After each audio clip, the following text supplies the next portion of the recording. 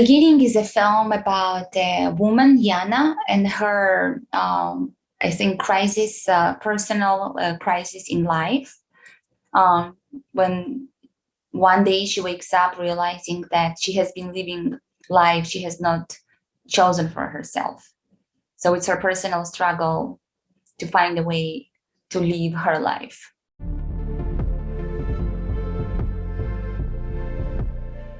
The film is set in the Jehovah's Witness community, and Yana is the wife of the leader of the community.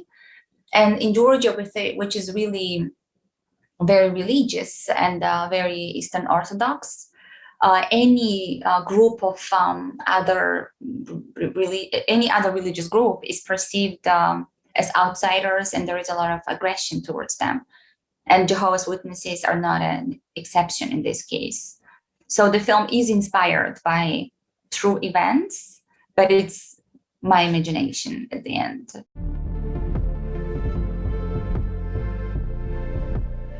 All of us were surrounded by so much of audiovisual material every day on internet, and there are images just everywhere. So I was thinking that what I really want to do, I want to distill everything to the essence and try to capture the essence of each moment. And I almost wanted just to introduce the audience, like invite the audience to look what's in front of us on the screen. And I wanted it to be minimal and to really create a space for looking and for experiencing something with the characters. And I understood that for that matter, like basic tools of filmmaking were the only thing I needed. It's just to place the camera and just to move it sometimes. And it was surprising how the slight movement actually creates a lot of effect and emotion when the film is so still otherwise.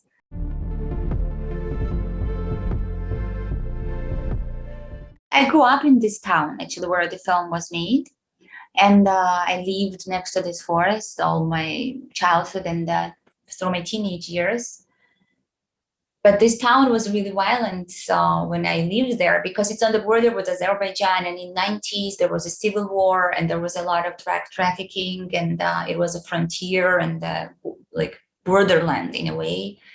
So as a child, I could see a lot of violence, but then nature was just so peaceful and spectacular, and there was so much beauty around me at the same time. But also nature is violent in its own way, and I could experience that many times. So what I learned is that nature is indifferent towards humans, and it's us who gives it meaning, because it is what it is. It just, we give it a special meaning.